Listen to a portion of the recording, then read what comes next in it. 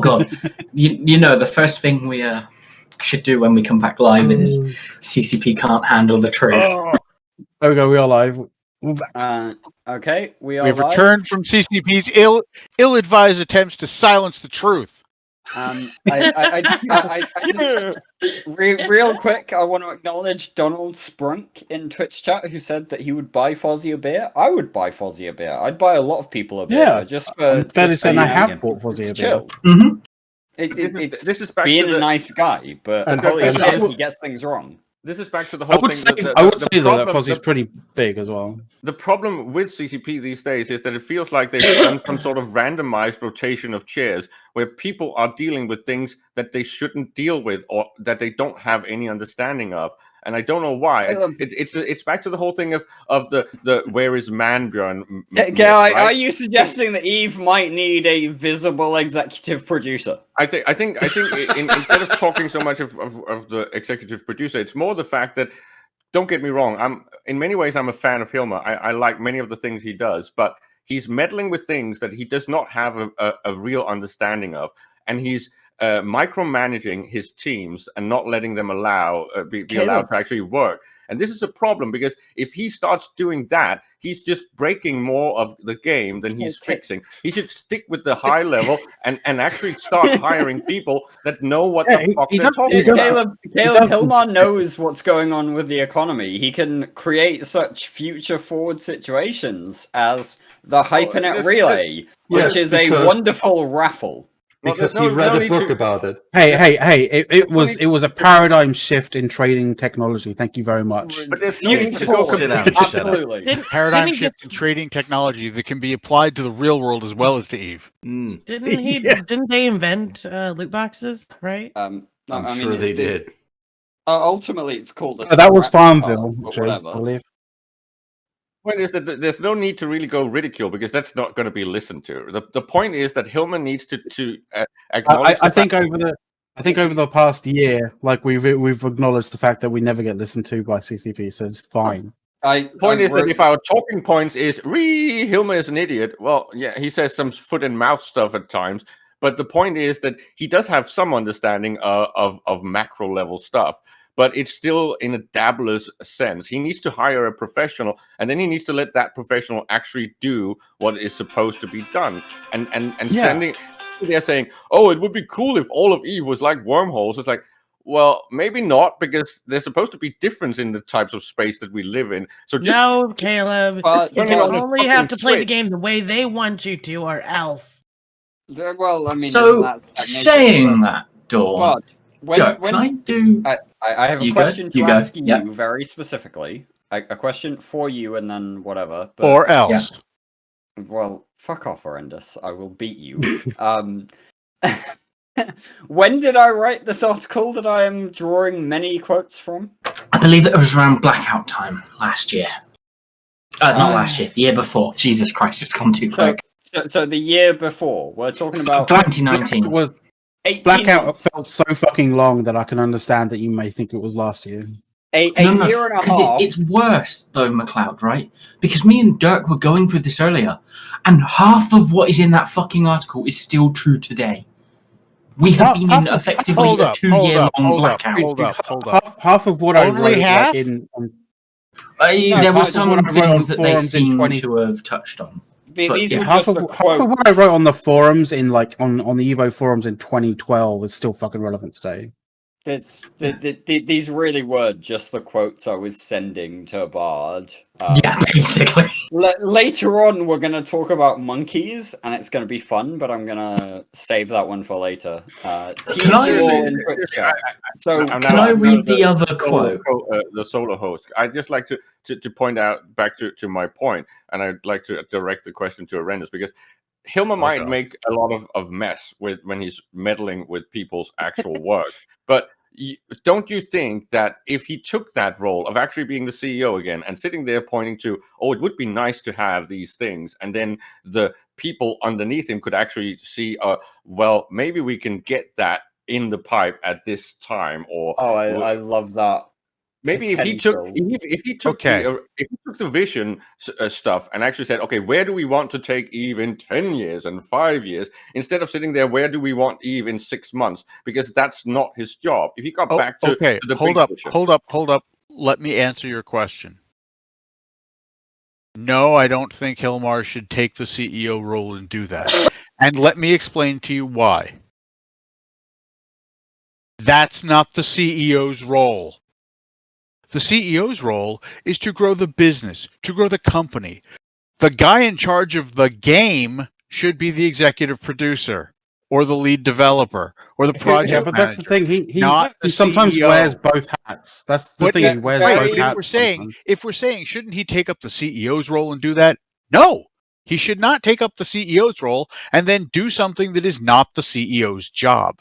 If he's going to be CEO, he should go and be CEO. He should focus on the business strategies of CCP. He should focus on growing CCP's portfolio. He should not be worried about game development if he's going to be the CEO. He should leave that to game developers. Once again, I ask, who is CCP Manbjorn? Wait, is CCP Manbjorn even a going concern at this point? Because haven't we been told that basically Rattati is in charge now? No, Rattati is the director of product. Right. Manbjorn is the executive producer. There are differences in the job role. There are differences in the scope. That's fair. What role at this point is CCP Burger fulfilling? Because apparently there's some sort of trifecta. Well, he's still Angry Concord guy. At the top of CCP, trifecta of Hilmar and Manbjorn and Burger, and this has been going on for years, guys. Like, where does Rattati fit in now? Now it's quadfecta. What the fuck is happening? Can we all calm down for a minute, because you guys asked that we do something, and I want to bring you back to that. So how about we calm down if you want to talk about the Anger Games? We can talk about shill. You must shill your thing, because otherwise I get DMs. If you guys are interested in the Anger Games, we will be streaming tomorrow at 1800 open practices for about 2 hours. So if you want to see some tournament action, tune in to the EVNT Twitch channel or follow us on Twitter. I will be significantly less angry tomorrow. I promise. Now, significantly less angry. Now to actually bring you back to what you wanted to be brought back to. Let's talk about what happened in the past week. So, like, how about we start with some patch notes? Wait, first, can we dive first into the I have an important question for Soth. Sure. What time are you streaming if we don't care about the Anger Games? I will. Since you said you'd be streaming those hours if we care. I will still be streaming at 1800 even if you don't care. Okay, I just wanted to make sure we knew that. Like, you weren't going to be basically waiting for someone to care and then go, nobody cared about my stream. Soth will be streaming at all other hours externally from 1800 to 2100 on his own personal channel, and nobody gives a shit about that anyway. So Soth is doing a Caleb and trying to get on every show going this week. I also want to say, no. I also want to point out that we are not going to be talking about patch notes because we do not have patch notes for the upcoming release that is going to be happening on Tuesday. We're going to be talking about a quality of life dev blog. And we can only each say one thing every 15 minutes. Can we? I mean, really? Is it not an hour or 24 hours? How often can I say things nowadays, Horrendous? You've already used up your word limit for the day, Dirk. Dirk, why is it a dev blog and not patch notes? It is in written form. Because it's not been released yet. Yeah, it has. It is not a live patch. Because the patch notes are a completely different link on the news page. Wait, are they tagged as patches or are they tagged as MER? Can you show me where they are? Yes, if you go to the Eve News page, hang on, let me find it. Yes. While we wait 10 minutes for Renders to it's just look through the entire Eve News page to find the latest news.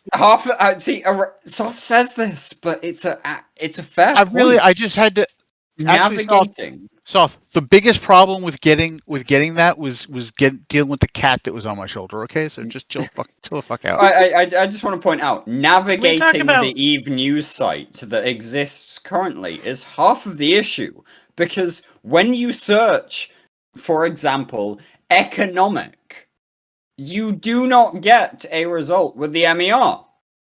Sorry, that's the wrong link there, Soft. That's the right link. Go to that. Go to that website.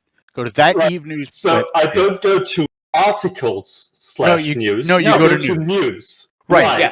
which is the link off of the homepage. Which is a completely different site. Right. Yes, it's a link off the homepage. I gave you a link out of my browser history that was wrong. So just chill the fuck out, dumbass. They just introduced this new news site thing, which has issues with tagging. It has issues with being in chronological order, apparently, because that's hard. Now, if you look at all of the articles, all right, here's how you find patch notes and all of that. You see how each of the articles has its nice big visible graphical header thing, right? Yes. Ignore all that. Look at where it says wait. Look at where it says future updates on the search bar, and right beneath the search window, patch notes. A nice little text link with no graphics to draw your attention to it. Nothing at all. It's just they've had it for such.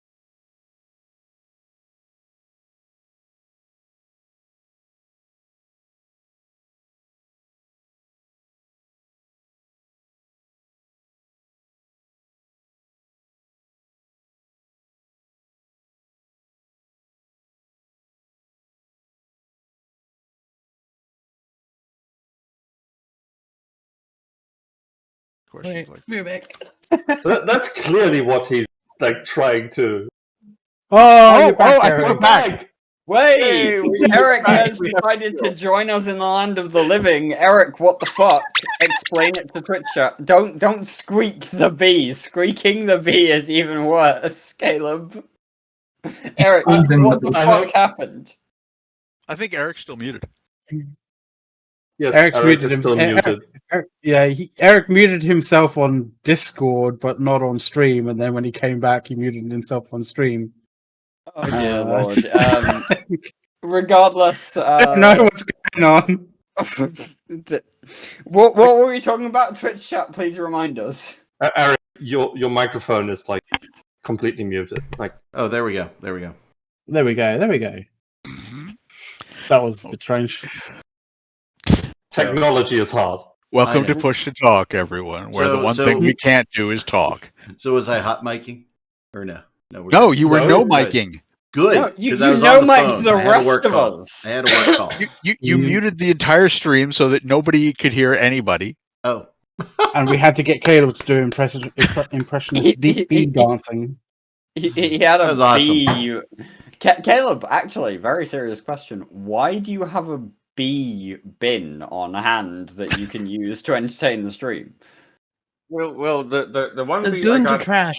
I got the normal bee at FanFest. I think it was when we did the first Goon Roam that someone gave it to me. The other one is something that Reaver bought recently. So now I can do bee inception. I can basically put bees within bees and do interpretive 8-figure dancing. So we have Reaver to thank for the bee in bee. For beeception, yes. And to thank for a dead MER. No, we don't talk about the dead MER. I did actually ask a question about this earlier. And do we have confirmation that the MER is dead? No, we're just trolling the shit out of her. Okay. I'm just checking this. Because I did ping the community team earlier. While he's today. checking it, how about we get back to rapidly changing devlogs? Sutonia believes that it will be released on the 23rd. Dirk, while you're talking to the community team, I'm not talking to the community team. Can you ask them specific questions? I am not fixing your problem, which is you being silenced in the forums. I'm not silenced. It's just that they're lying. As it turns out, we think that Horrendous is being directly targeted by slow mode on the Evo forums. I am not going to engage. I was going to say I'm not going to engage in quite that level of arrogance. I would just like for CCP to, when they say this thread will be in slow mode for 24 hours, to actually turn off slow mode. I don't know, within the first 3 days. Sorry, Horrendous. Are you suggesting that you would like CCP to do what they say they're going to do? Yes. In the time frame they said it would be a nice change of pace. So, Bud, you had something that you wanted to bring up. Yeah, so this is going to be a long one, so... And I believe you're quoting me at this point as well. Yes, I'm quoting you from... Well, let's leave that reveal till... Damn it. All right. I was going to say leave the reveal till afterwards. I have changed it slightly. No, simply you changed the quote. As long as you're quoting me from 2019, we're fine. So what have you got to say? Yeah, I believe the only thing I changed was the dev's name, right? Because some have left. Don't tell me what you've changed. Just say it. Honestly, get on with it, man. Who is reading this and thinks that the players are at fault for the way that we have organised and reacted to the situations in NullSec, or the way that we have created umbrellas of safety and built up our game with super capital armadas and Rorqual fleets. I want to be very clear. You encourage the consolidation of sovereignty space by introducing Aegis Sov and the Entosis ADM mechanics. You then encourage further fortification and development of our armadas with the Citadel patch, including the ability to swap a super capital pilot into a capital or sub-capital via Keepstars and then Titans and they're on. You further incentivized excessive super capital proliferation by giving us the Rorqual in both the original 2016 capital redesign and in your failure to properly address the unbalance that they gave across multiple iterations. Ultimately, you are blaming the players for playing the game you have made, and you are blaming us for optimizing gameplay. No, it's not that. They're also we only follow the path of least resistance. They're also blaming us for the messed up iterations of design that they've added to the game, right? Mm-hmm. Sorry, there was three more. Time and time again, we've stated, understandable and realistic kind of fixes to the game, or areas of the game that needed to be fixed, and specifically said exactly why. And when they haven't done it, they now turn around and fucking blame us. What the fuck? Hold on, there were 2 more lines. Sorry, I got relevant to the piece of news that you and I were about to talk about, McLeod, right? But we Hold didn't on. want to put it on a show where it doesn't belong. The fact that they were warned about the ESS changes, right? That this would be gamed eventually. Someone would figure out that this algorithm does this, and this is what we need to do to actually abuse it. And it was. Can I just finish? The point was that, if I'm not mistaken, I think the CSM warned them, saying this algorithm or this method is too simple. It's going to be gamed, and it's going to be gamed very, very fast. And you know how long it's been gamed for? Like, do you have an understanding as to how long it's been gamed for? Like, PIBC have been gaming this in the method that they have been gaming, that people have noticed now with destroying fucking cyclones. They've been doing that since mid-December last year. Okay, I would just like to point out that as far as gaming the ESS goes, we do in fact have a time frame whereby CCP was told it would be gamed. And since he's in, hold up, since he's in Stream Chat, he can verify this. Even before it came out, Brisk was saying within the first week. Yeah, they did start doing it. They did start like blowing up, like bunches of corvettes, noob ships and stuff like that, and frigates and all that kind of stuff. Like they started pretty much straight away to try and game the system. And yeah, like Brisk has stated, publicly and personally to me in a PM, that they knew about this before they launched the system, because the CSM told them about it. This is the laziness. It's going to get gamed.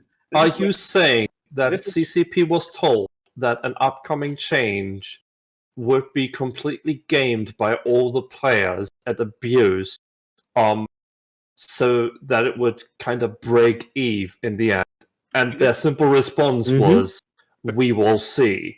Well, but this is the arrogance and the lack of trust that CCP has when it comes to the CSM, and it's really the main tragedy. How many times do we have to How many times do we have to do this and run the same situation, the same thing again and again and again, and show them that we're fucking right more often than not? Look. Funnily enough, there's 2 more lines on the thing. Let me just read them because they fit this, right? Because it was again. Yeah. It was 2 lines that I didn't get to finish because I got slightly distracted by family. So it was you are blaming us for optimizing gameplay instead of recognizing that you need to change your gameplay on a substantial level to address the current and ongoing stagnation issues. Please, for the love of all that is sacred, actually address the root problems you created instead of prioritizing quick and dirty short-term fixes while blaming it on the players. Again, it's not just a trust issue. It's also the fact that they think that they can keep designing EVE Online code and features the same way that they did 10, 15, or almost 20 years ago. It's just not going to work, and it's a problem in the entire industry when it comes to MMOs. They need to. I think Mac found an article again with someone having reverse engineered a game and basically was breaking it.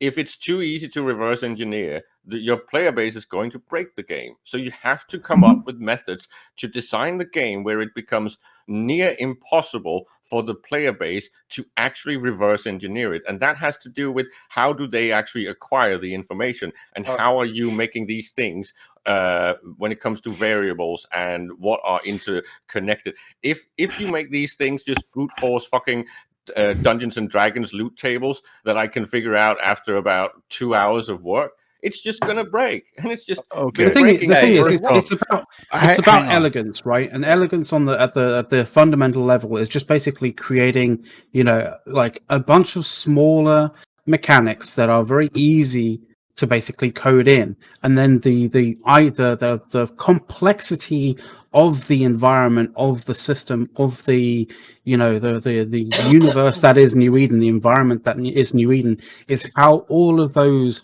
combine together.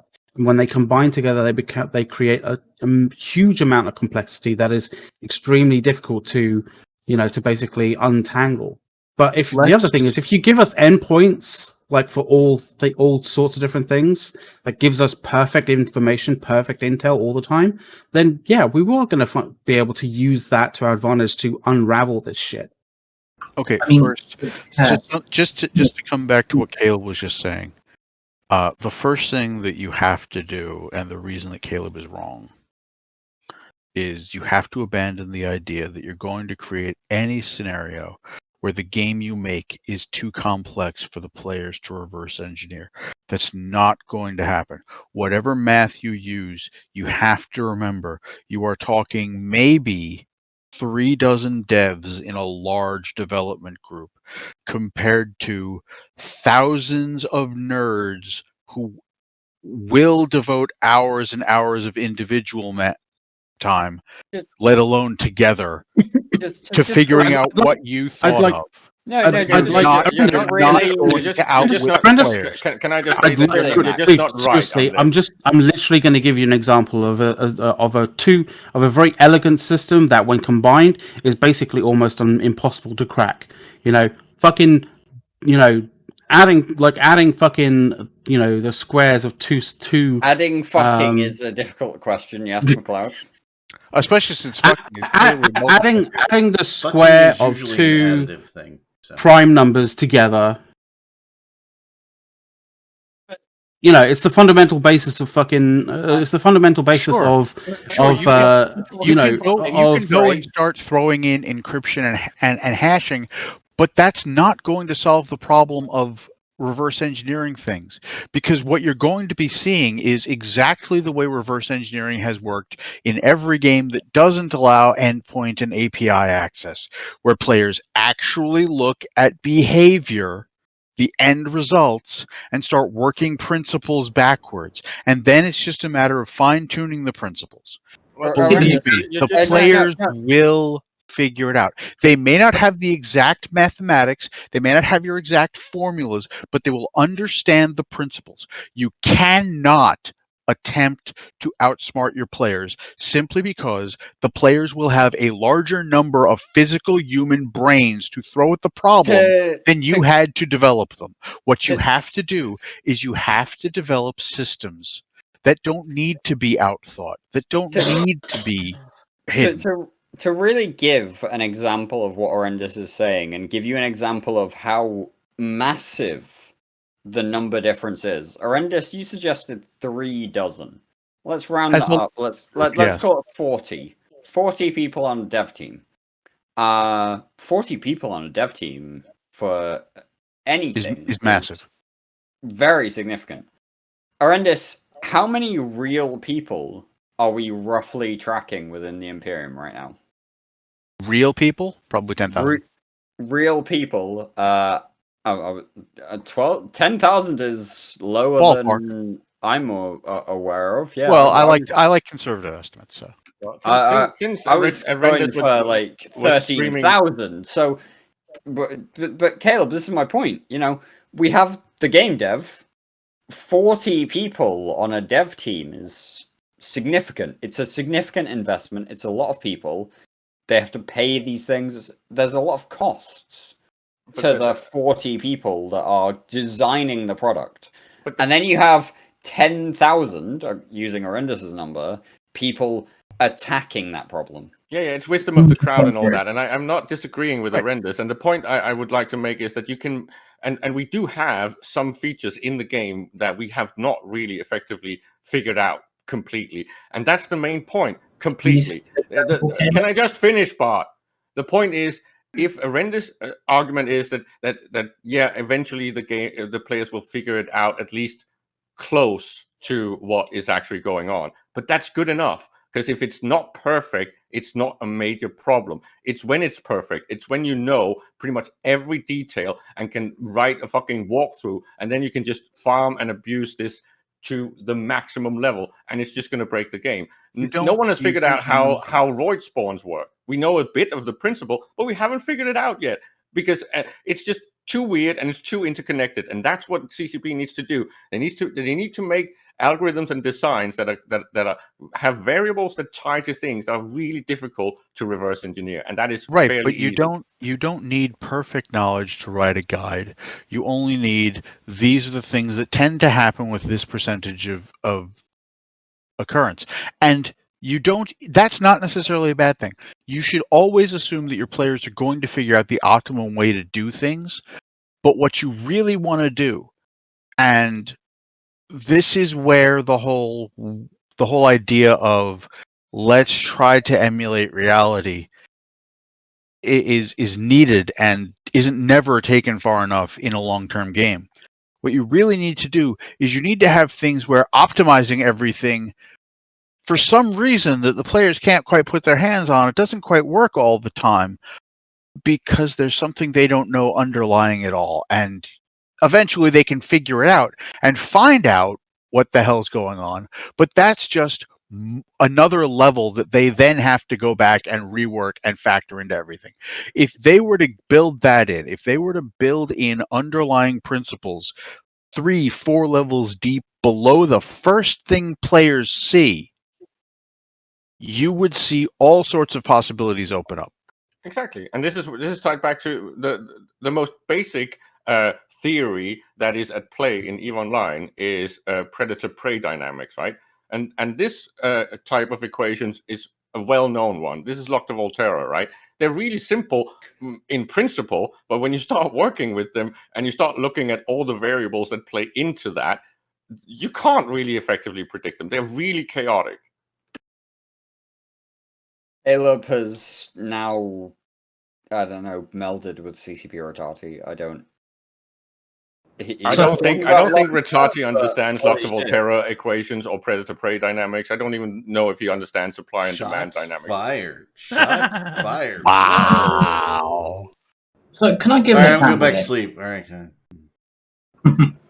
So the whole DBS and ESS thing, CCP haven't published any of the data for that.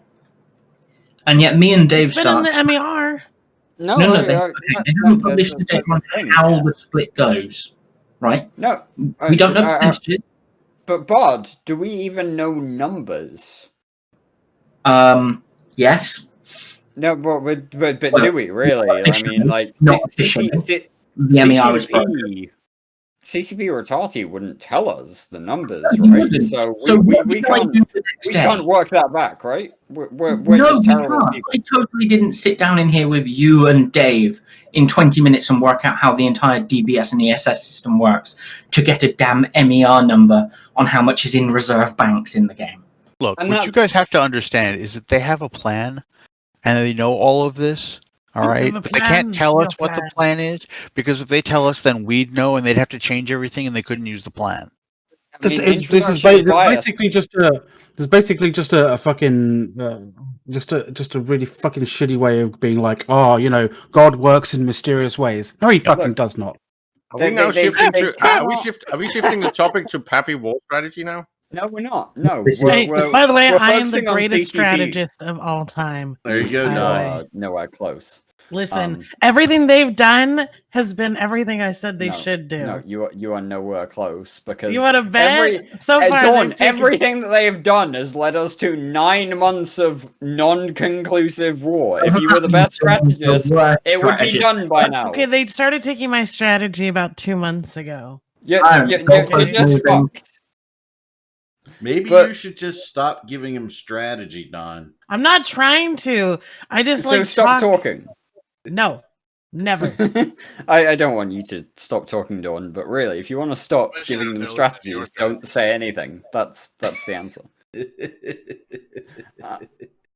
But really, you know, we're talking about CSM members who are under NDA, who CCP are not willing to trust because they think it will introduce a bias to player group actions.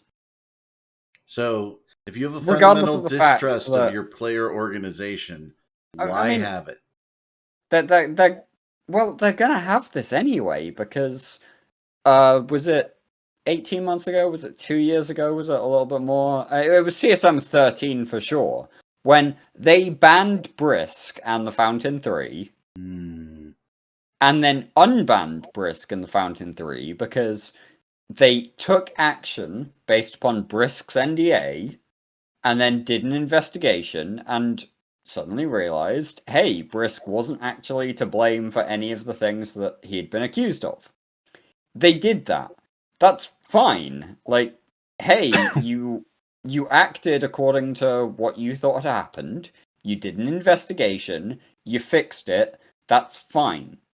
It's not exactly what happened, but okay. I wouldn't say it's fine, but okay. There was an individual. I think Brisk would definitely say it's not fine. Let's put this way. You see the point. There was an individual who took unilateral action. That's a process without any evidence or logs or anything. So there you go. I don't see it as a thing and that should have person happened is no in the longer first with place, CCP. for sure. Surprise. I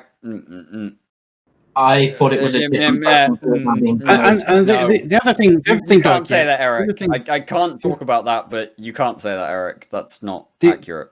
Okay. The other thing, Dirk, is you keep on saying like, "Oh, it's a process issue." Well, even though it's a process issue, it still doesn't absolve people from responsibility. No, what I'm saying is that if this is the same situation that they're in which they believe that they cannot trust their NDA'd elected player representatives, then what the fuck is going on?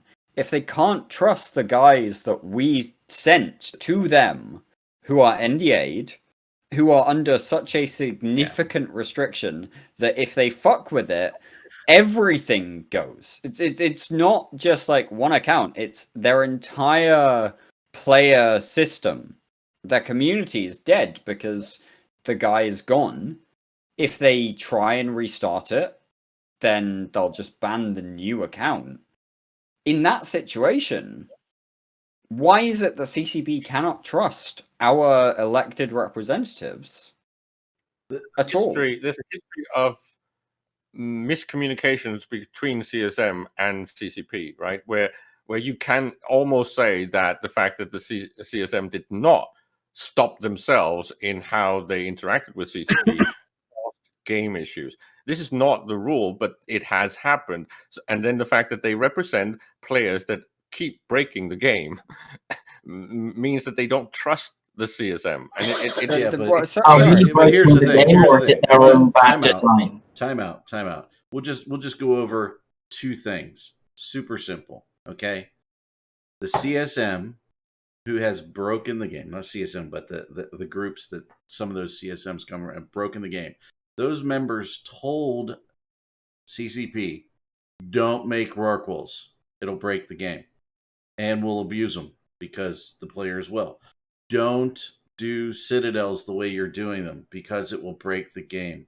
And we understand it. This is how it will break the game, right? And don't do these things because they're too easy to take advantage of for groups like ours. Now, if you can't fundamentally, mentally, logically listen to that conversation with those individuals and understand they're not gaming you, okay? But they're not as powerful as they were, Pink Rabbit. But they were warned multiple times, and it's like baseball, right? CSM bats 1,000 with actually telling CCP what not to do, and CCP just keeps ignoring them. So CCP is just stupid. Okay. You know what gets really fun with this one? And Mac, I know that you want to talk, but what gets really interesting with this one is that you have Merkelchen, who is the CEO of Karmafleet, right? You have Gobbins, who is the CEO of Pandemic Horde. Those are CSMs in this CSM. Last CSM, you had Dunk Dinkle, who is basically the leader of Brave Newbies. You also had Merkelchen, who is the CEO of Karmafleet. The CSM before, you had Merkelchen, who is the CEO of Karmafleet, and then you also had Sword Dragon, who was a member of Darkness, and Brisk has cropped up. We've had Villy for 2 years, who was a member of Test Alliance. In 2019, at various points throughout the year, because CCP did a world tour, they presented situations that would help keep players in the game. Do you want to know what the number one situation that would help keep players in the game was? It was having communities. It was having groups that would reach out and talk to new players and make sure that actually those new players knew what the fuck they were doing. And as part of those, named groups were Karma Fleet, Brave Newbies, Pandemic Horde, EVE University. You have people who are literally experts at, managing people who then help keep people in the game at your disposal, and you don't want to use them because you think you'll introduce a bias. What more do you want from us?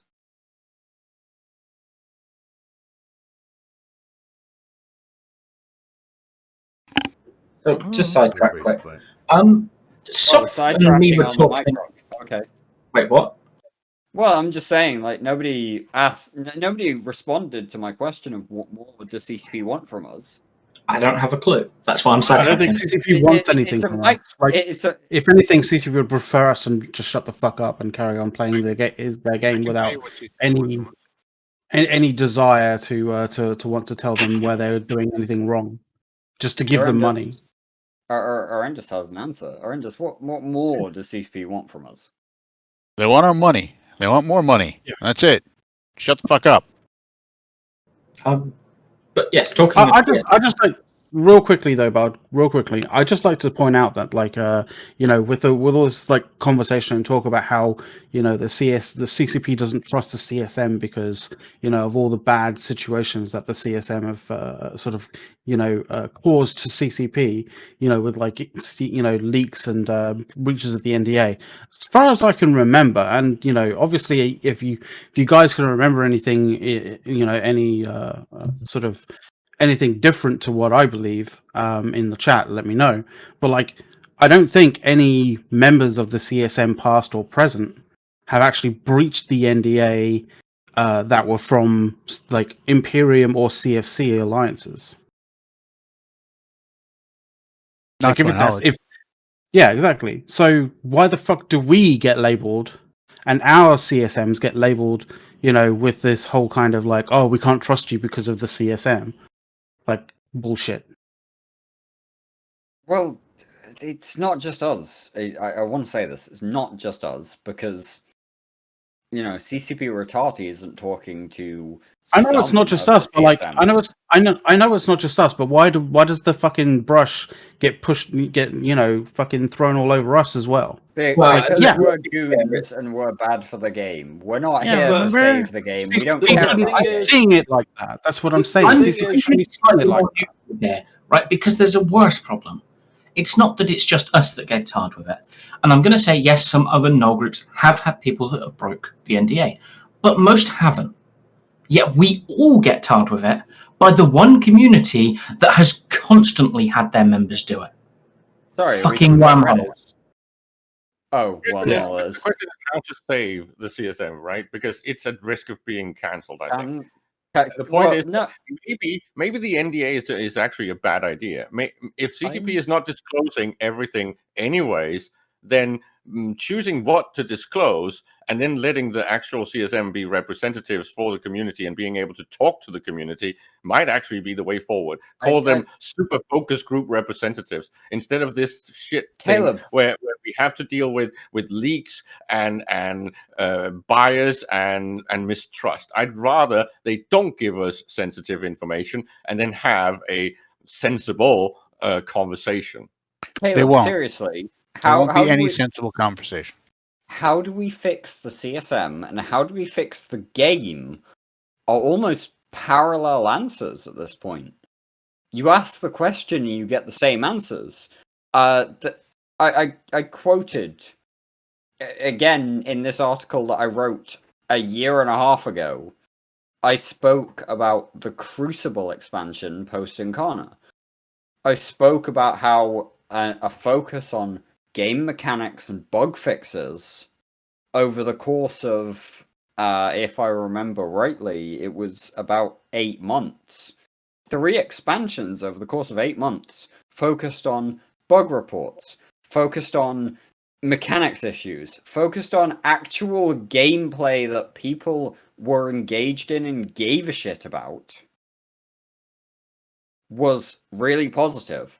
And I mentioned that we should have this in that article 18 months ago, and here we are in 2021 going, hey, we've just had Corona, things have been shit for sure, but holy shit, what is Eve doing?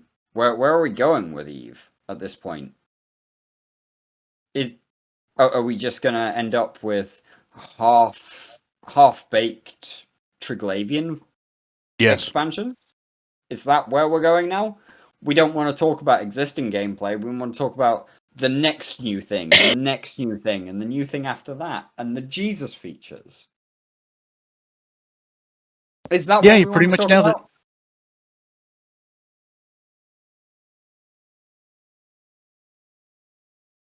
Instead of there's a quote in Twitch chat that I really want to address real quick. It's about the CSM. Chalden says, instead of having 10 experts elected by popularity nerds, should we do a group of experts chosen by CCP? That's how you get you have the situation there where it just ends up becoming yes men to CCP. Like basically people who show for CCP end up getting on that. The best example of CCP creating focus groups to analyze an issue and then creating a thing is the Monitor in recent memory. And oh good God, yeah, no. I rendered that was fucking terrible. Horrendous. Before we get that focus group, the Capital focus group was fucking piss poor. Yep, but that's what's going to happen anytime CCP picks the experts. I mean, Sister Bliss on fucking Pando's FC talk like yesterday, literally said in the show that he was part of the Capital focus group, and although against the rest of the people there, he was trying to get CCP to determine the roles of the of the individual of the ship groups before they decided to jump in and start hacking and slashing away at all the different kind of internal things like mass power grid, CPU, roles and the bonuses and all that kind of shit. And it's like they're doing that before they've even figured out what the role is on the battlefield for these ships. Mm-hmm. It's just fucking ridiculous. Keep in mind that when CCP assembles a focus group, they like to do it with people who use that stuff. So you wind up with, for example, the Capital focus group and Capital and Super Capital focus group, full of people who like to use capitals and super capitals. And capitals and super capitals come out of that focus group more powerful. Why? Because the people on the focus group like to use capitals and super capitals.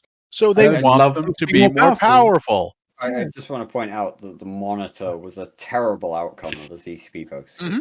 And you know this, Horrendous. I do. I've ranted about this a lot in various places, but at the end of the day, the Monitor is a bad ship that only half does anything that it's supposed to do, but we all deal with it because it's what we've got. It's the best of a bad situation. The Monitor is a ship. In order to fly this ship, you have to spend 6 months training boosting skills so you don't boost. Mm-hmm. And I think the discussion I've been having in chat is a good symptom of why it's difficult to trust the player base, because even though you can very easily prove that what is wrong with Supers and Capitals ratting is exactly the same that's wrong with Orca and Rorqual mining. It's exactly the same. But we told them this, Caleb. They will defend this play style because now they've grown accustomed to it. Even though they knew this would happen. We told them this would happen. All right. First off, let's keep in mind every time people bring up the Rorqual, all right? Let's keep in mind exactly what went on with the Rorqual, all right? We told them the Rorqual was overpowered. Fozzie acknowledged the Rorqual would be overpowered. He actually said it on the forums that yes, he knew it was overpowered. They changed the Rorqual at the same time they put skill injectors in and openly admitted they were doing it to sell skill injectors. And also, by the way, Arendis, at the same time, they also nerfed the leaving fuck out of carriers. Because everyone was making money using carriers at the time. There's also a very significant point that we need to acknowledge there, which is that at the same point as they did all of the above things, they also said that the only way to acquire skill points would be by trading them in game. Right. They said that they would be, they don't want to sell skill points. They said this in 2016. Swore they'd never sell skill points. And the problem is not with CCP making money; it's the way they're making money. They keep doing these things that I end up calling cannibalizing on the existing player base and actually losing players. Caleb, let's be real. They're bullshit. It is lies. They are just lying, quite frankly. If they didn't lie, people wouldn't have a problem. They're not growing the player base because they keep making this cannibalistic way of monetizing that only caters to existing players and basically does the whole lateral scaling where it's all based on us paying more money instead of new players coming in and paying them new money. I mean, again, Rotati said how many weeks ago that the new player team had been redoubled. They had a fantastic focus on the new player experience. They were really working on retaining those new players. And Rice said that 2 years ago. Hold on. Dirk, though, it gets even better. Because now that you say this, that I vaguely remember something that the rest of the community and the CSM told them, which was that the NPE isn't the problem, it's the missions and shit that people get dumped into 5 minutes after completing the end. No. I think me and Mrs. RJ can agree that the NPE is shit. We did that live. Right. Oh, yeah, so, she wanted all. She was almost fucking crying at the end of it, I think. Here's a wonderful quote. Again, quoting myself. As it turns out, the large groups running new player-friendly corporations take great pains to teach the players who come to them without any knowledge. Some specific groups, Karma Fleet, Brave Newbies, EVE Uni, Pandemic Horde. These are the people who care about their new members, try to integrate them into a community, put their best foot forward. Okay, just point to something that Brisk is saying. He's saying that the CCP is currently, and have in the past, been focusing on monetization on the new players. And you can say that's true. If you look at something like skill point indexes, that was basically a catch-up mechanic that was supposed to be good for new players. In some sense, it was. But it was massively gamed by the veterans, and it is hold up. No. Which, may I remind you, we warned them would happen. No, hold up, Caleb. This probably has a very good point. It was something that yes, new players would get a use out of, but when you release it, first off, with skill extractors at the same time, skill extractors being the money-making part of it, that's not aimed at new players. And when you're sitting there saying, and you can get into a Rorqual, you know what?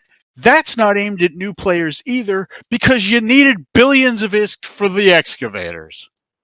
Your article about the whole new players experience and the price points with barges, right? It's exactly the same problem. This thing is not necessarily going to help new players. It's going to help maybe veterans try to game this as well. Yeah, they fell into Mal'Canis' lore again. The expert systems are a lot less beneficial for veterans because they're temporary. They're 7 days. They're a try before you buy thing. I really think that the expert systems, on the whole, are done in a way that makes sense. They're done in a way that makes that will help new players who want to figure out what the hell they're doing and haven't got the patience to really invest in multiple different skill training plans all at the same time. So I also think that they did a decent job with the mining barge pack by making it a pack. Yes, they're charging a little bit more. They're not giving away a ship. Instead, they're making you buy Plex. Fine, whatever, but it does give new players an optional way to get their hands on the barge if they're willing to use the mechanics that already exist in game. Horrendous. Horrendous. You know what I'm going to piss myself laughing at? What? Hold on, Derek. Hold on. Brisk. In the case of actually selling SP directly from CCP to players would actually be healthier for the game. No, it wouldn't. Holy shit. It definitely wouldn't. What the fuck are you talking about, Caleb? It definitely would not be healthier for the game. Fuck off, you would Caleb. You would see this amount of SP abuse that we have now, where we. Oh my god! No, it's fucking Caleb, gold ammo. It's the gold ammo thing all over again. I'm hearing it live. You would see worse. You would see much worse. Do you know why? There are people who are willing to drop $1,000 a month on Plex. You think they wouldn't drop $1,000 a month on SP? Different than the stored wealth right now that we just redistribute. The stored wealth is it's gained. It's long-term accumulation. It's long-term planning. We're not just converting dollars to whatever the fuck we want. We've planned this for multiple years. You feel that, and you add it to Caleb farming. Way less healthy than selling SP directly. Caleb, you have trumpeted the Imperium's organizational benefit over the rest of other organizations in the game. You've really, sold that situation. The problem is that they're just too good for these types of designs. They will get broken. So we should introduce, selling gold ammo or selling SP raw or whatever the fuck. Let's abuse the whales because one group actually got their shit together. That's what you're saying, Caleb. I'm saying that you could never have seen this level of scaling abuse that we've got with SP injection if it had been just for money directly from CCP. It would never have reached this point. It would have. No, because we'd have had 50% of players quit there and then. Because even that day, when it was announced... Hold on, Caleb, hold on. Because when it was announced... versus items. Mm-hmm. Direct injection versus items. Can other people buy the skill points and then give them to a random person that they know? Can I buy... 1.5 million SP and gift them to Bard Ghost? What's the situation there? Is that fine? Is that not fine? At that point, you've just created an RMT crisis, and yes, I agree with Brisk. Selling SP directly at that point would have been really, really bad. Incarnate level bad. But Brisk says it would have been Incarnate level bad. We've been at Incarnate level bad for years. Yes, but this would have been before what we're at. And it would have been a single flash. It would have been a single flashpoint, yes. Which is what I say. That moment would have been enough to end the game there and then. Defending the lateral flashpoint is the thing. Scaling is the core problem of these days. Here's the thing, Caleb. It's not a black and white issue.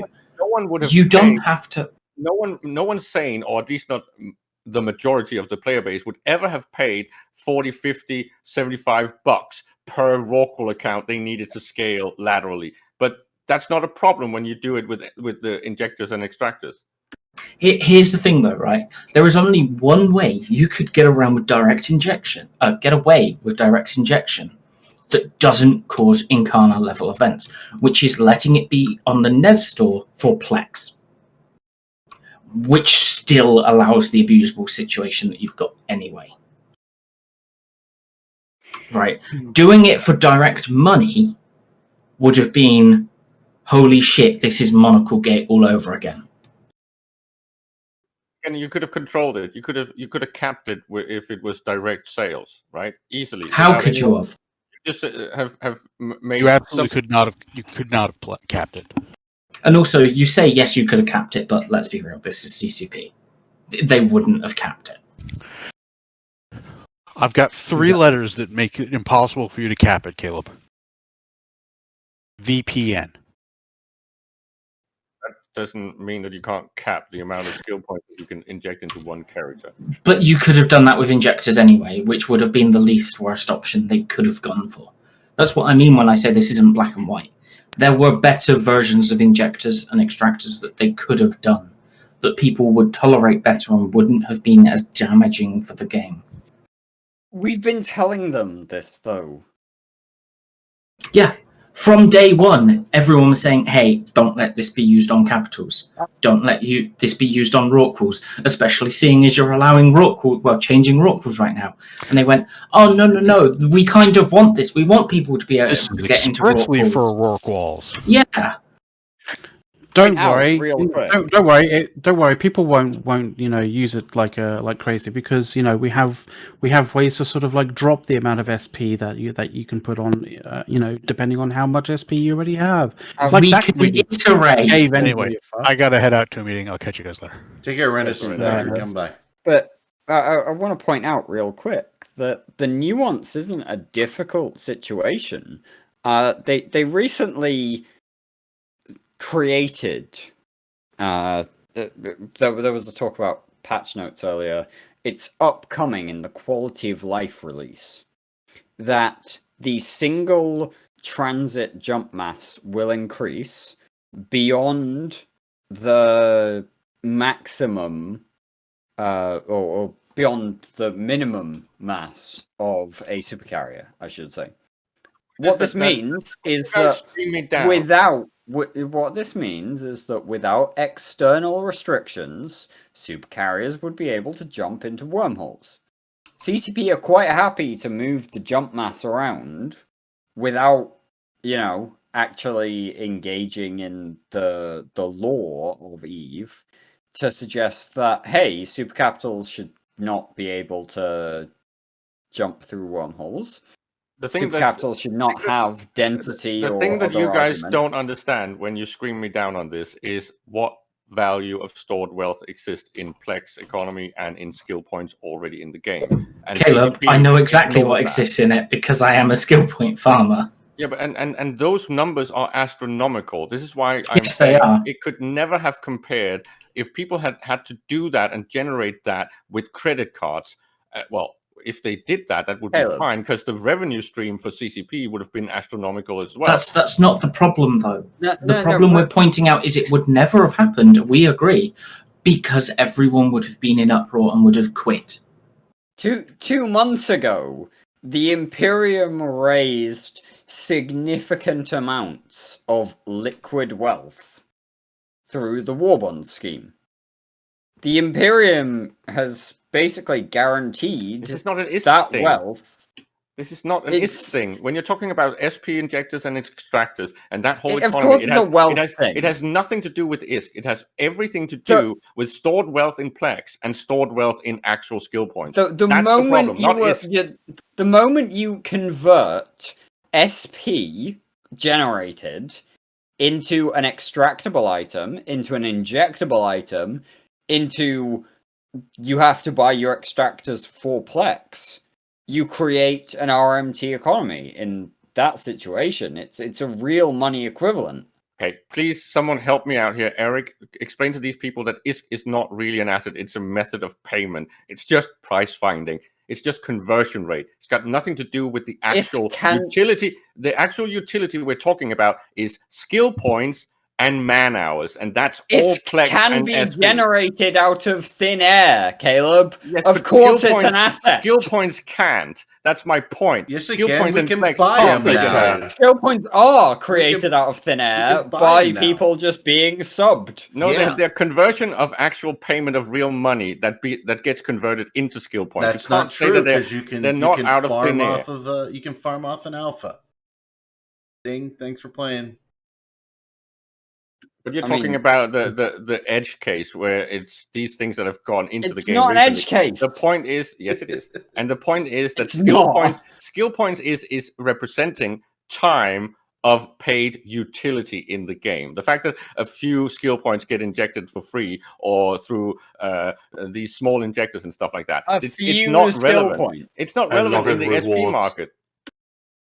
A few skill points. We're talking about login rewards, which are a friend link.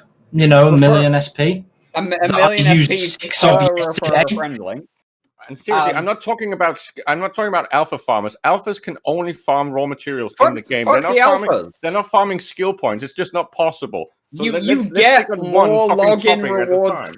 You get more login reward skill points by being an Omega than you get from being an Alpha. You can't realize any of those until you reach a certain point when you're talking about alphas.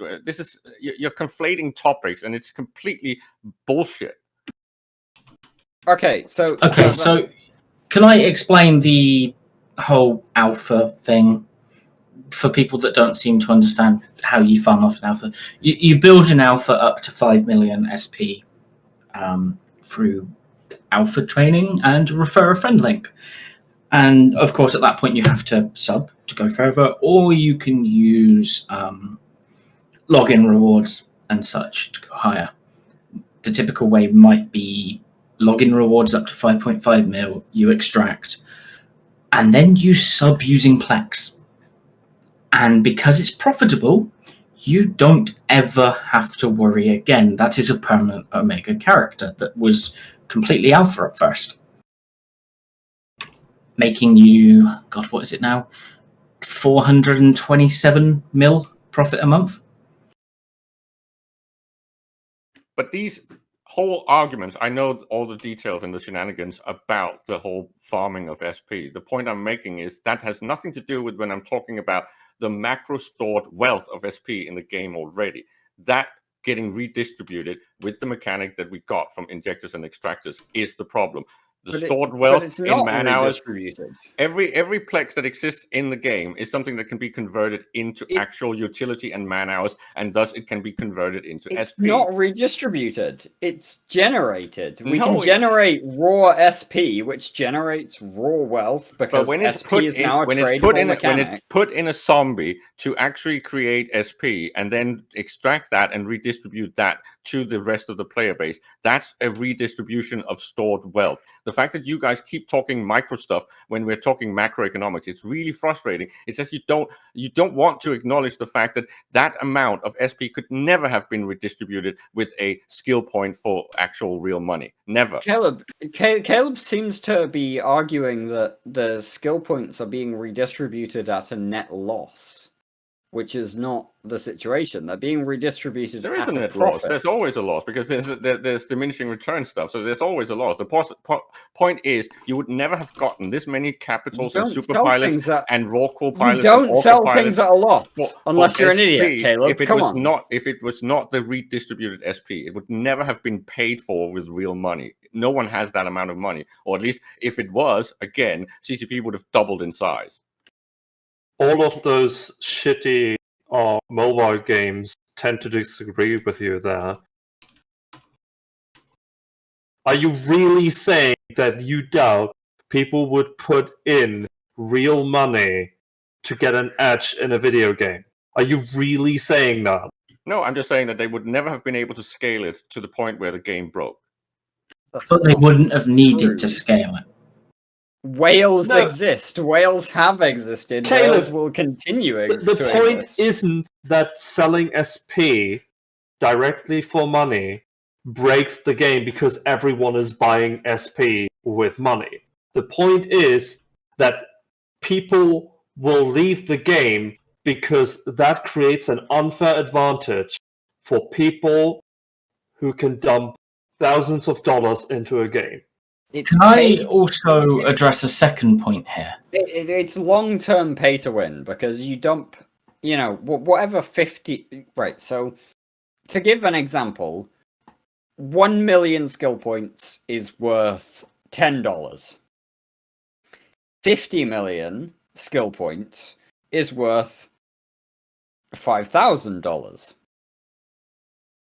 That gets you into a Titan and then some.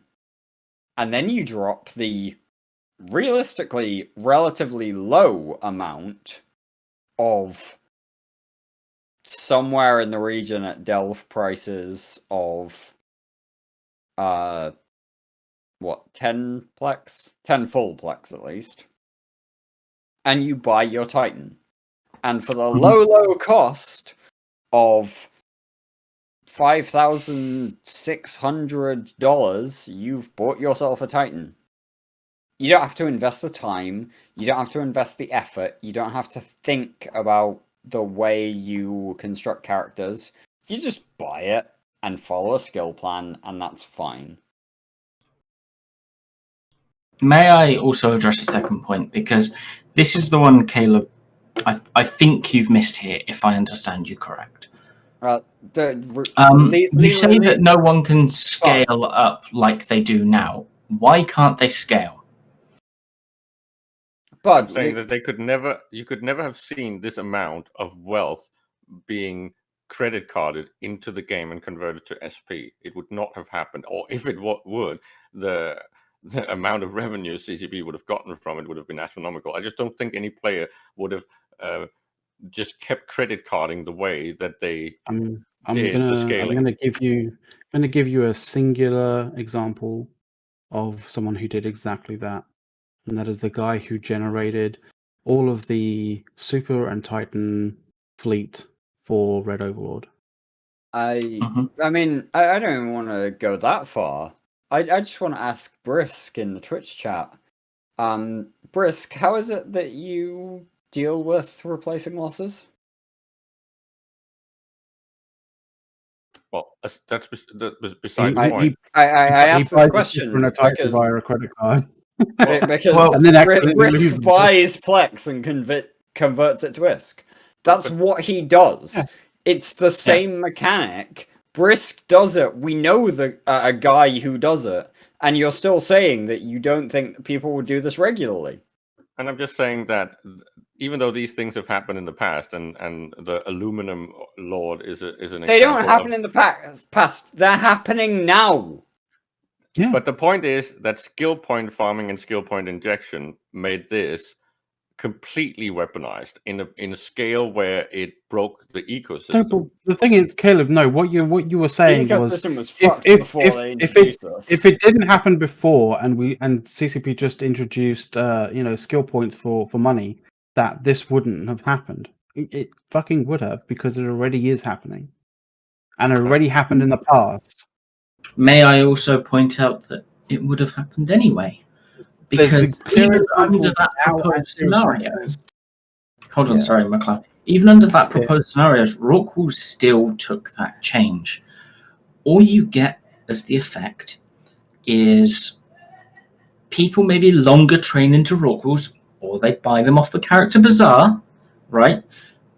And skill extractors and skill injectors haven't fucked the Plex market. So Plex is still at 400 mil for a sub. Wait, what? No, in this scenario, Dirk, right? Yeah, okay, yeah, sure. Yeah, in this scenario of skill injectors not existing, right? In this hypothetical scenario, Plex is still at about 400 mil for a month sub, which is entirely more possible to pay. Rorquals would still be churning out what they were churning out anyway, so you're making even more profit. And you're just buying more Rorquals off of the Character Bazaar from people slow training them. Or somebody on the Character Bazaar who is, say, a Russian billionaire, as the joke goes, dumping the money into CCP to make them there and then and sell them for in-game cash, who then may RMT it out or not, depending on what they do.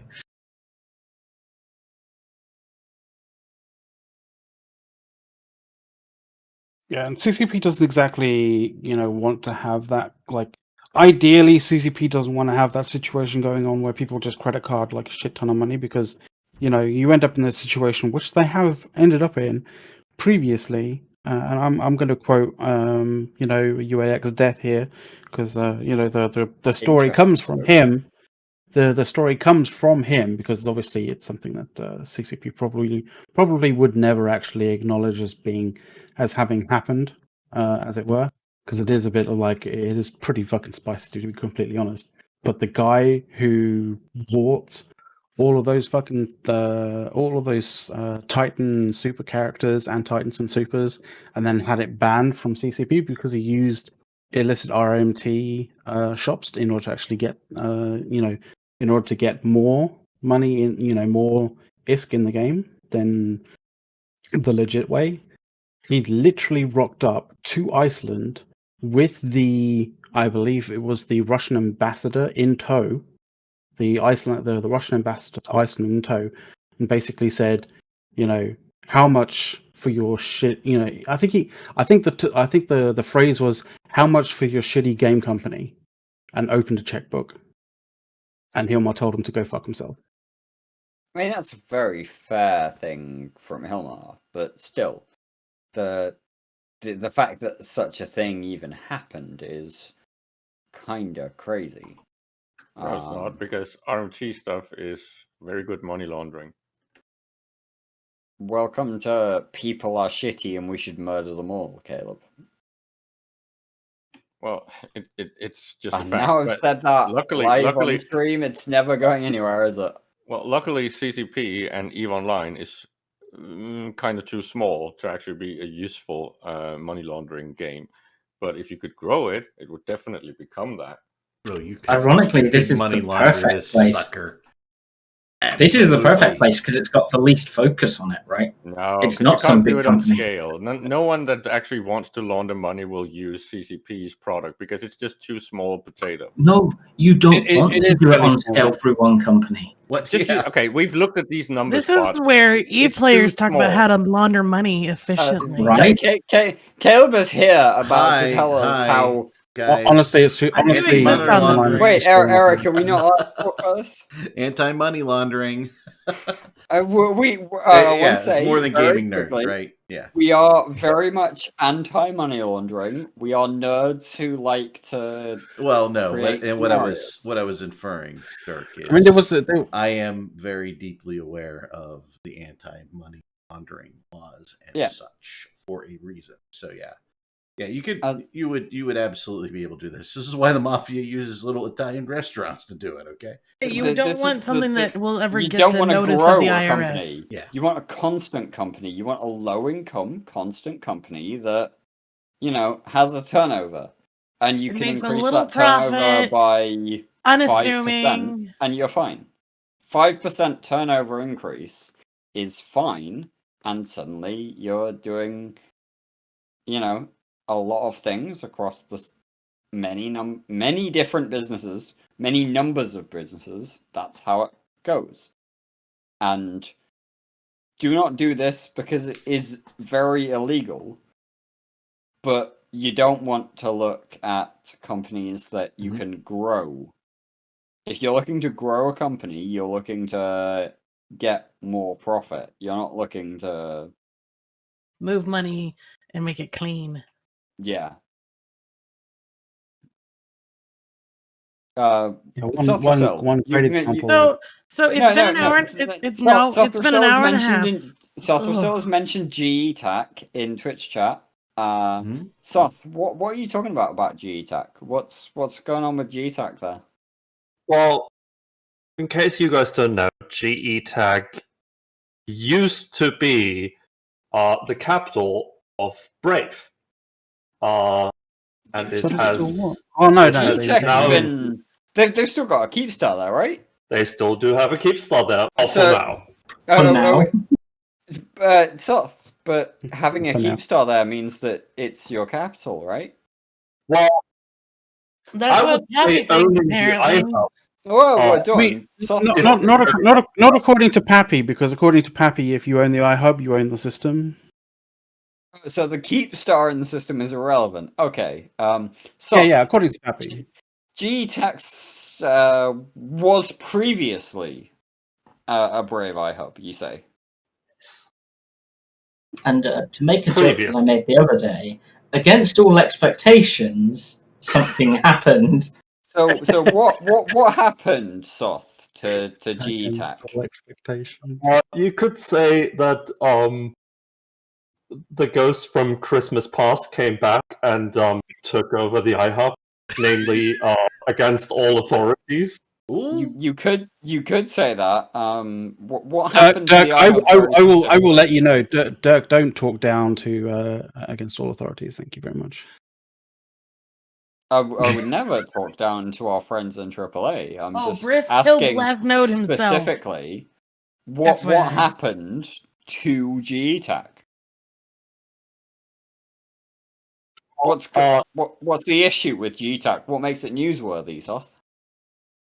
Well, the iHub was taken over by Against All Authorities, so that means they can no longer put jammers up. They can no longer put jump bridges up. And that keeps us in danger. Does anyone know how long Brave have kept GE Tech continuously? 2016, right? 5 years. Yeah. They had it before we moved in there when I was still with Warped. You know, GE was their staging. When I was in Probby, we were When I was in Probby, we were running fleets into there to get content. All right. Well, devil's advocate here is they don't live there anymore, so it doesn't matter. I thought they were holding all of that space. I know, but they were they don't taking all those regions. They don't live there anymore. Red Alliance does, and so does Dracarys now. That's a very fair point, actually, because Dunk Dinkle did an interim SOTA for Brave. Interesting that, I'm not sure if this has been mentioned in previous weeks, but Dunk Dinkle is now doing interim SOTAs for Brave. I noticed that. I appreciated it. So yeah, Dunk is their interim executor at this point. Dawn. Yeah. So Dunk did an interim SOTA. He talked about how they were moving away from the previous space that they had. People should not be trying to undock and defend the previous space. They should be focused on moving. And just generally. Well, yeah, when you can't fight a bunch of farmers and some purple helmeted warriors. Yet, despite this whole, don't fight over the space that we're not keeping kind of thing, they still decided to fight for the iHub and then lose the iHub. And from what God, who is it? Moomin has said in chat a minute ago, AAA also won the defensive timer today. Now, somebody decided they would shit talk AAA in chat a minute ago, saying not much of a revival. They have all the 33 actives. That's funny that they have 33 actives and you just lost a fucking timer to them. Not just a timer, right? Not just a timer, though. Also, what do you mean, not just a timer? Didn't they also? Well, I mean, it was multiple timers, and it was like their former, capital system. So yeah, okay. Now they did fight heavily for. I mean, I want to know. To say it's not just Catch either. Take a look at the iHub count in Faith Abolus at the minute. Take a look at the iHub count in Mencia. Take a look at the iHub count in Esoteria and Impasse. I got one more for you. They also lost 8 faction forts in a day. Which day? I think it was Thursday. I'm mostly just curious on that. I'm gonna laugh if Legacy loses almost as much as we do in this war. They already have done. I know. Yeah. That's not funny, but they're like, "Look, we killed all their Sotios," and we're like, "We've killed the same amount." Look, our Sotios, our keep scars, Delve is the prize, and we want to keep it, and therefore we've retreated to 1DQ, and they're not wrong. Delve is the prize, and we want to keep Delve. But at the same point, no, Dirk. Drive us back to Losec. Who gives a shit? Dirk, you're wrong. Delve is the goal, and the price they are paying are about 8 to 10 regions. No, Delve is the goal. Delve is the prize, Soth, not price. Prize. What I want to know is for the GE Tech Keepstar, are we gonna wait to jam it, or are we gonna just kill it? No, we got balls. I was gonna say, it should be trivial to kill the thing. Jamming a Keepstar is 5 weeks. Yeah. We're 9 months in. You really think we're gonna spend 5? Well, I mean, to be fair, we might end up having to do that. If I want to clarify. Nobody on this chat is within Imperium military command. Hey, I'm the master strategist in this entire game. Dawn is. She's the master strategist. She's the master strategist for Pappy. Yeah. Can we just roll back to what McLeod was kind of hinting at? The whole thing that Dawn is just the fall guy. I'm the brains of the organization. That's RJ. We weren't supposed to tell them. RJ tells us what to do when we do it. RJ is the guy. Go make me a pizza, Dirk. Can we just? I'll make you a pizza. Can we talk about the proportionality? The fact that 3-1 is attacking Delve, but they seem to be losing at a 1-1. Yeah, that's just how it goes, really, with the blue donut, isn't it? But the point is that they seem to be obfuscating this fact that because if you start looking at kill boards, they're definitely not destroying Imperium property at a rate that is proportional to the amount of force that they're using. They are basically almost doing a 1-1 in losses. And when you start offsetting that with sucking the poor people dry with the TTC, this is just like nonsense, all of it. So did you see God, I don't know how to explain it. Someone did a roundup of the numbers the other day, right? On Reddit. Yes, it was a PanFam guy, but he was reasonably neutral about it. You know, he said there's a 13 trill difference. And accepted that, okay, that doesn't include Amencia or Faith. Once you start including Amencia or Faith, it's about a 5 trill difference between us and them. Aren't they the ones attacking? Yeah, they're the ones attacking. With 3 times the numbers of us on average? Yep. The fun fact that you have to consider, Bod, there's a 5 trill difference. So you're for saying the Imperium. Well, no. For the Imperium, really, 5 trill is a shrug. I want to bring back. That's like 2 Keepstar battles. I want to bring back. That's not even 2 Keepstar battles, Dawn. That's 1 M2.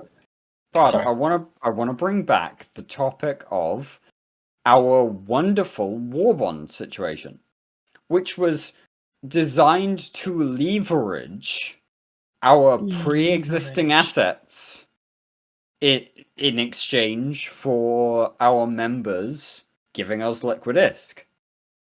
So we didn't. If, as our opponents suggest, we ended the war bond program because we ran out of assets, we still ran out of assets into the trillions of ISK organizationally.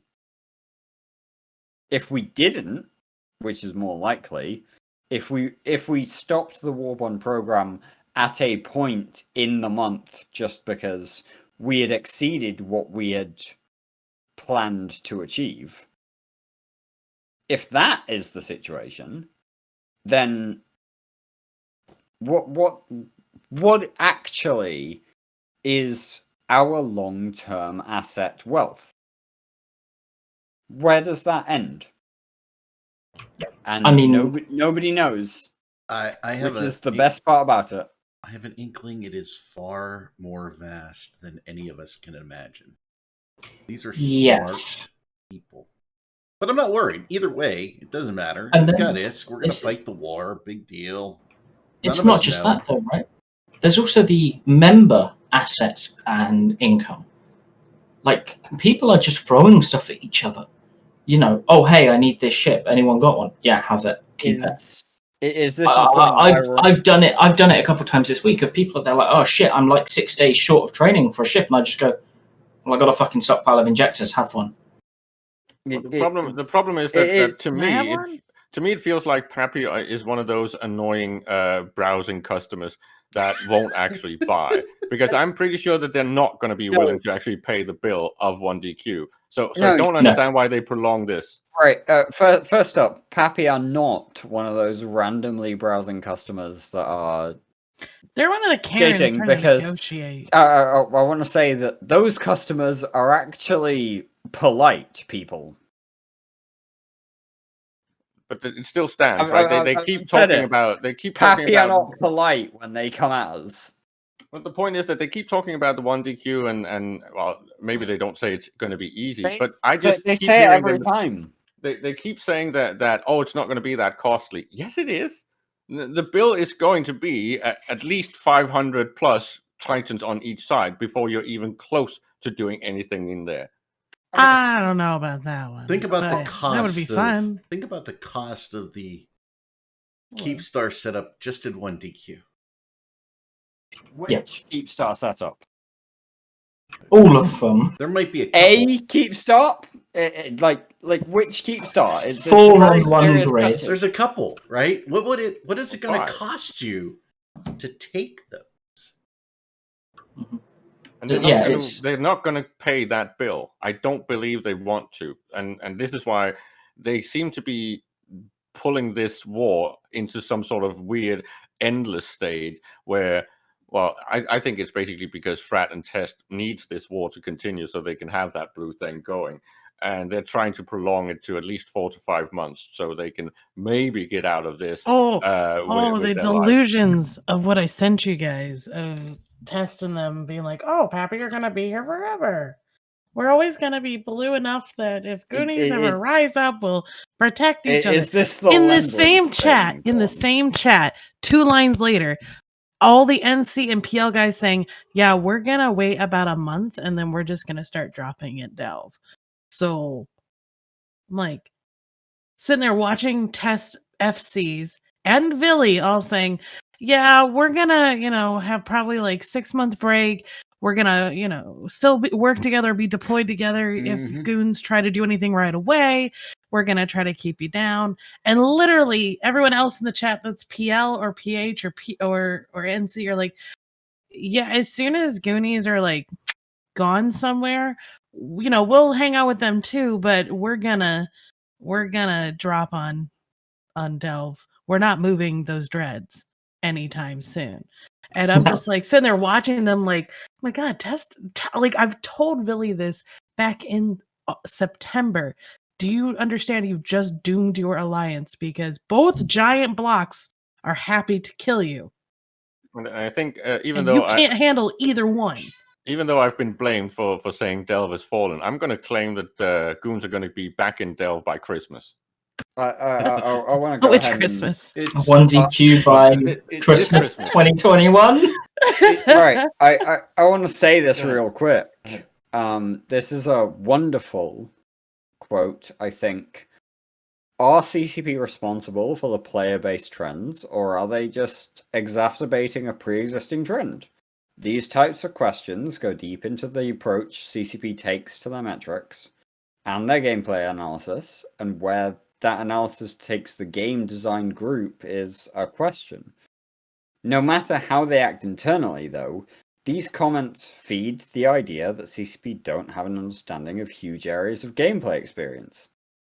We're all talking here about nullsec.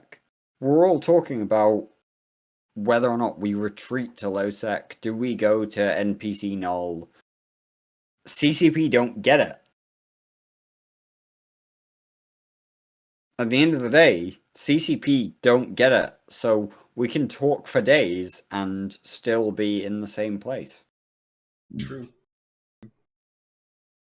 Are you trying to make a point out of this about then pointing out that Villy is very much like CCP? I don't know if that's a really good comparison. I'm not trying to attack anyone. I want to make that very clear. I'm not trying to attack anyone. But CCP are going about the situation very badly, and did Dirk switch topics and none of us understood when? Completely. Yeah, Okay. he switched topics, but I'll take us back. Did I do that? Sorry, my God. Well, you're allowed. It's a freewheeling show, man. It's more just like we're all like, "Oh yeah, Pappy, you're idiots. This is stupid," and you're like, "By the way, CCP has done this esoterically." No, we're like, Pappy are dumb, but Pappy have been given the opportunity to be dumb by CCP opening things. Dirk is just looking for more excuses to like hark around his article that he wrote like 2 years ago. I mean, I get it. He's proud of himself. That's fine. That's I'm just right. wondering, make sure I didn't miss an intro somewhere. Here's the thing. The biggest strategic mistake of this war was made by Vili and the side he picked.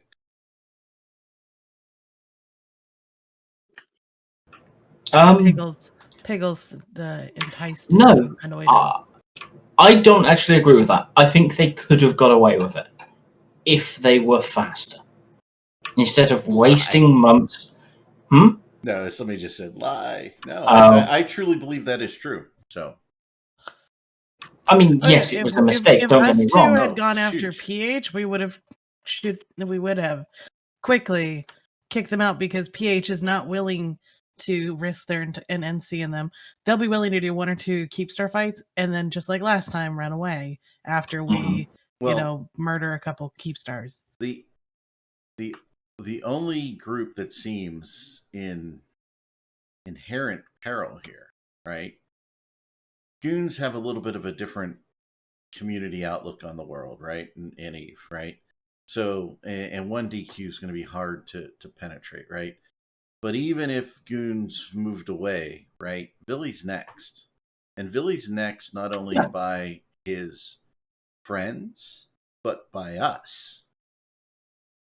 So he's on an island. He's strategically and diplomatically placed himself in an untenable situation long term. Yes. So I will say, though, he could have not done as bad, even though picking the side he did, if they'd have actually just shot straight for Delve, ignored everything else, headshot the 1DQ Constellation.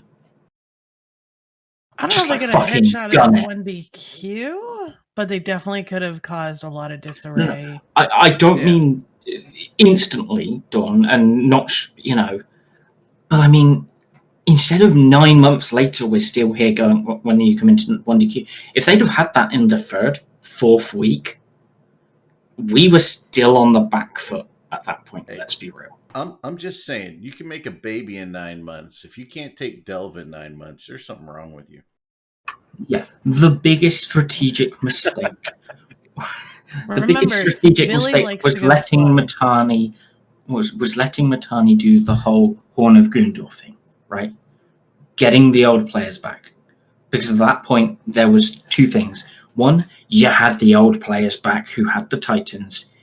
You had the supers, and you had the numbers in fleet, and you had the commitment, right? But alongside the commitment, you have the commitment to fight this to the fucking end. You also had the financial resolve and reserve as well that came with them as well.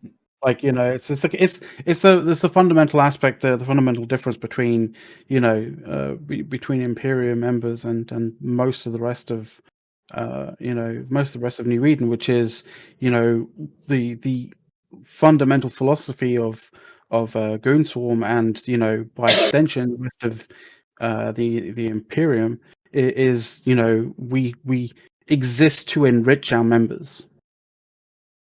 So not added value?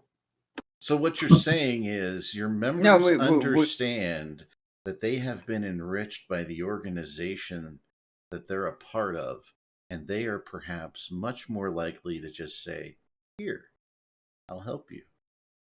Caleb suggests that not added value, and no, we add value to our members by planting Keepstars and Satios and various other situations, but we also give back to our members. So that's that. Our members also give to us, right? Like, the amount of times I've seen members do fucking corp.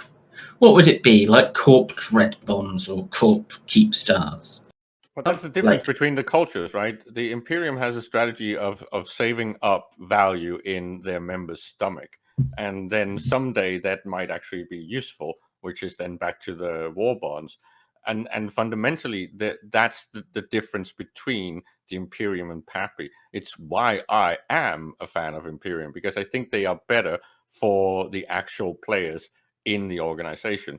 Because I know that it works with the whole tyrannical thing and daddy owns all and controls all the money. That patriarchal thing, yeah, it works. It's been a strategy in in Eve since forever. It's the Sir Moller thing. It's the give me all your wealth and I will control all the logistics with 2 of my guys, and you people are just supposed to do what you're told. That's just not the Imperium way, and it's never been the Imperium way as far as I know. Oh, Caleb, you were there. Back to DJ. Caleb, you were there Tuesday. Real quick, I just loved that. Villy, once again the idea of different mindsets. Villy was challenging that we have a carrier cache of 1,000 carriers. Yeah, I was like, hold it. Do you let's think go. We only have 1,000. Well, so for him, the cache means ships ready to hand out from the Alliance, not in members' I mean, wallets. that's a very we probably still have that as well. I want to say that's a very fair interpretation. You know, in terms of ships that you can lay your hands on right now, well, that's your cache. Well, but to be fair, Pappy did give us. If we applied the same logic to Legacy, their 1,000 Titans or whatever it was, in terms of ships that they could lay their hands on right now, how many of them were in Impasse? How many of them were in Esoterica? I literally wanted to say that, Dirk. Like, you know, Pappy did, you know, inadvertently give us a Dread Bomb cache in Impasse. That's right, because they forgot about it. That. But that's the thing is, I was, you know, it's hard to answer that question or that challenge that he had, because to them, they do caches of here's 1,000 ships only controlled by Villy, PGL, and like maybe 2 or 3 other people, right? And then he hands them out appropriately. Added value. So their members that's don't. What they're called. It's added so it's value. not necessarily sitting in members' hangars. I know most members probably could still afford a couple ships, but I know that if you look through the couch cushions of Goonswarm, if you got with the normal people that are logged in, we probably could coalesce together. You know what's 1,000 to 2,000 capitals pretty easily. If you look through the couch cushions of every Goon member, you would find some very disgusting things. That's true. But the thing is, they're in the hands of people that can fucking use them, not in the hangars of people who are holding the fucking purse strings and shit. Yeah. Like he was like, how many people? And then let's be real here, though. On top of those being in players' hangars, we then have the Corp stockpiles and the Alliance stockpiles on top. In terms of that shit, yeah, we do that. Fun fact that the finance team may yell at me about in a little while. A couple of weeks ago, we found 60 dreadnoughts. But that's not 1,000. 60 dreadnoughts in a station that we did not realize that we had assets in. That's the thing, Dawn. You look down the couch cushions, we find 60 dreadnoughts in a single station. What more do you want from us? Apparently it's not 4 figures, so therefore it doesn't count. We need to have 4 figures of ships to be impressive. And I told him, like, okay, I cannot obviously show you anything other than anecdotal, but I can let you know for certain we had 5 figures of Rorquals. When it comes to these philosophies, when you're talking about philosophies of organization and the whole ideological stuff, it really comes down to trust and how you manage your organization. And in Eve, it is very difficult to distribute this stuff in the way that the Imperium does. So the model that is used by Pappy is the old and tested model that people know. It's not difficult, Caleb. It's the militaristic, it's the centralized model. It's where a very small handful of people control the majority of the risk and the wealth. When you distribute that, you really do that at your own peril. and that's why no one has really done that. It's about whether or not you can have a centralized structure. I mean, even Mittens, we have team structures to replace Mittens. You're missing my point. Yeah, we're railing and ridiculing the centralized model, but it is the tried and known one in EVE Online. It is very few that succeed in doing something similar to Imperium. I didn't realize that Caleb railing about the thing was him having issues with it, because we still do it very well. Yeah, I'm going to argue. Yeah, it may be tried and tested, but it's not the only method that works, and it's not the only method that has proven to be functional. Well, like the difference is it's the difference in terms of philosophy, right? If you have a centralized system, if you give control of that centralized system to somebody who you do not 100% trust, right? Then that cash, that that amount of assets can just be disappeared. It can just disappear in a moment, right? Whereas if it's distributed, then not only is it much harder to just for a massive theft to occur, it also shows to your members that you trust them.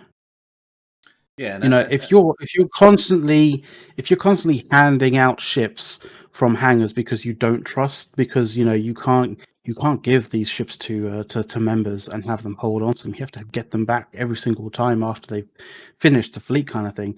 Then fundamentally, your fleet members feel like they can't be that there's a fundamental big kind of gap between leadership and mainline normal members. They feel like they can't be trusted by leadership, and that somehow leadership are of a second class.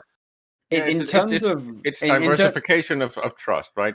It's basically you have spread out the risks of failure to your membership, and you're banking on the fact that you're never going to lose enough of these members to really matter. So the risk is worth it. In terms of what McLeod just said, he's talking about the difference between management and leadership. Yeah. And you have to be able to inspire your people in order to lead rather than manage. Right. There's a difference in centralization of control and power versus centralization of the organization for security and other things, right? So when you look at what Goonswarm does, right? We all have tons of ships to begin with, right? And the goal is to enrich each of us so that we have tons of ships because we like shiny things, right? But the organization centralization is this is how to effectively fit those ships and organize those ships and fly those ships, okay?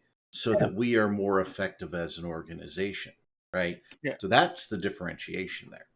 And because if I'm not mistaken, I would say that the wealth in the normal members' hands, so not leadership, so not the top 5%, but the bottom 95% of the Imperium, they have 5-10 times the amassed wealth of the top of leadership. And I would almost say that in a totalitarian model, it's almost the reverse.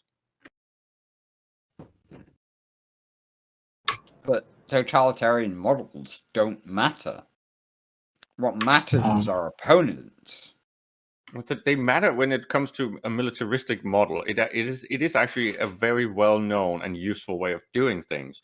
It's just that doing it the way where you distribute the wealth and the power and the responsibility down your organization and create an empire, really, that's difficult. It's really difficult to transition. Yes, it is. It's so. I'm going to put it in perspective. It is not as rare as you think. More than 10 years to do it.